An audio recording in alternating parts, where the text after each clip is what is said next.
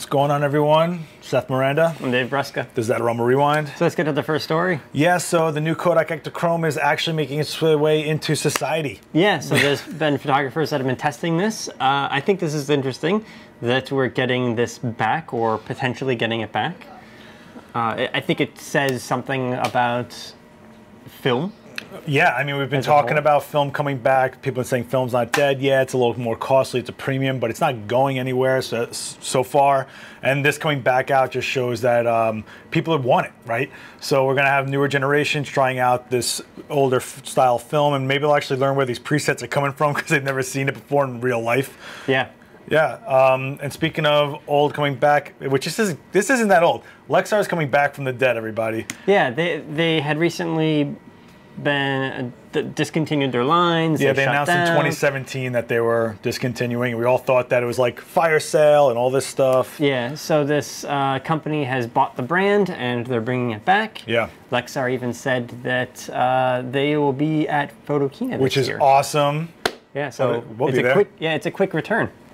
It's a quick return back to market. So I'm curious to see if they've made any improvements on things, or if they're coming back just to kind of come back. I want to know. I mean, as far as memory cards go, there's only so many places that actually manufacture the chip, but their recovery services were great. Yeah. Their customer service was phenomenal, so it's pretty cool that they're coming back. Speaking of comebacks, returns. Oh, quite a segue. Yes. Yeah. So shoppers are buying clothes just for Instagram pics and returning them. Yeah, and not just Instagram, but all social media, it seems. It seems like, so Barclay has done a survey in the UK and found that 1 in 10, according to the article, 1 in 10 UK shoppers had admitted to buying clothes just for social media, then returning them the next day. Yeah, so this has effects. It's just like fast fashion of any other kind, except the demographic is interesting here, right? Yeah, so I found that, I find that 35 to 44 and male more likely than female to be kind of interesting for this. Yeah, especially since the fashion industry is way more tailored to a female demographic. But the 35 to 44 is kind of interesting because you can afford those clothes at that point, I think. But what's the real purpose here, right? Like, is it just to get it up there, be a fashion blogger? Is there so much to it? Are you not getting the clothes for free on your page and having to fake it? I don't know, but it does cause an effect, right? Yeah, I feel like, too, the thought of you can't wear the same thing twice multiple times in public is kind of absurd.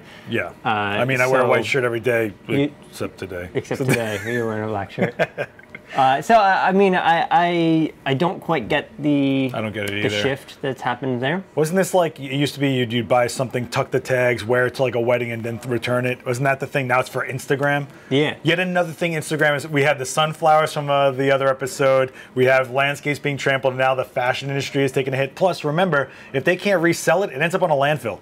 Yeah, that's also a big problem too, right? Yeah. So there's a lot of environmental groups that were saying that this is a big negative effect. Yeah. Speaking of shady practices. Oh yeah. Huawei caught faking a smartphone photo again. Yeah, little shady. Yeah, this is a little right here, kids. Yeah. I mean, unless this image, the behind the scenes shot, is photoshopped, which I don't think it is. I don't think it is either. That's very bad. Well, what's funny is they're trying to show you the feature of the beautification filter on it, and they're not even using the camera, so then they Photoshop the image, they shot with the DSLR to make it look like it's part of the phone. Plus, it's lit. It's lit. Like, just shoot it. If you can't get a good shot, regardless of your camera, if it's a phone or whatever, it was already lit. I mean, you see the shots. It's got the softbox in there with the grid on it and everything. I mean, like Apple got in trouble for this too, right? They did the billboards and they weren't really shot with the iPhone thing. I mean, can we just have some faith in things? If you're gonna go through all that trouble, just use the camera that you're trying to promote. Camera phones are amazing right now. I mean, it's come on. All right, so it's been we've been going crazy over here at Adorama. We've been doing a lot of new product stuff that you'll be seeing coming out, a lot of big announcement stuff coming out. So it was a light news week, but on our own channel, we have the Gavin Hoey showing you how to do film noir with speedlights. Right, so this is kind of, this is cool. I think what I like about this episode of his, most of all, is how he kind of constructs this lighting scenario. he's using multiple small source speed lights. Yeah. And he's basically just making tight little kind of funnels of light that it's like, this is very specifically to light this. He's micro lighting, and he's mimicking light in a real situation. The light through the blinds, you know, the light that would be on the desk, what would be shining in his shoulders. And you don't start thinking about it being lit, you start thinking about the scene, which I think is the major key focus of this. Yeah, and it feels like the photos feel like a scene, you know. So it's a Noir definitely scene.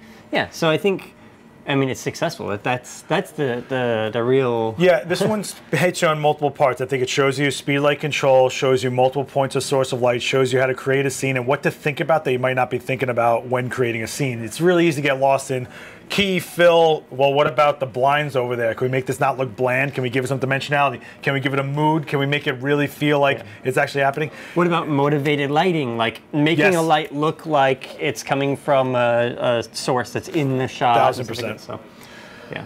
Yeah, so check out Adorama TV for that one. There's a new video from Wallace. Yeah, that's launching today or has already launched. Yeah, I just got the notification. So. Yeah. So that one is also pretty interesting. He's photographing a still life.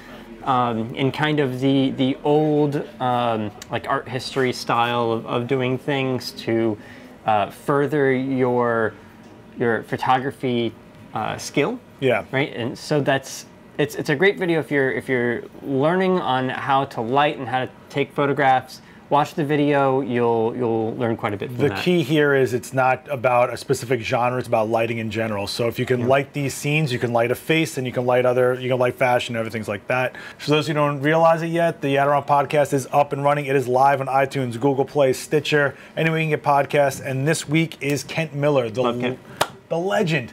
If you're at all into film photography or large format alternative processes, or just hearing about a veteran talk about how it was like coming up when we didn't have digital and shooting 8x10 frames, product photography, also the guy shoots with film he's finding online from the 40s that is now reduced to ISO 3. So much respect. He also shoots for Macy's right here in Midtown, New York, which is a huge honor. I mean, this is an iconic store. It's been in movies, the Thanksgiving Day Parade, shoots celebrities there, the windows. Check it out, Adorama, the podcast on iTunes, Google Play, Stitcher. And is that all the news that's fit to ramble about? I'd say so. Yeah, that would be this week. All right, let's talk about some stuff in the comments. Do you even care that people are faking the phone photos?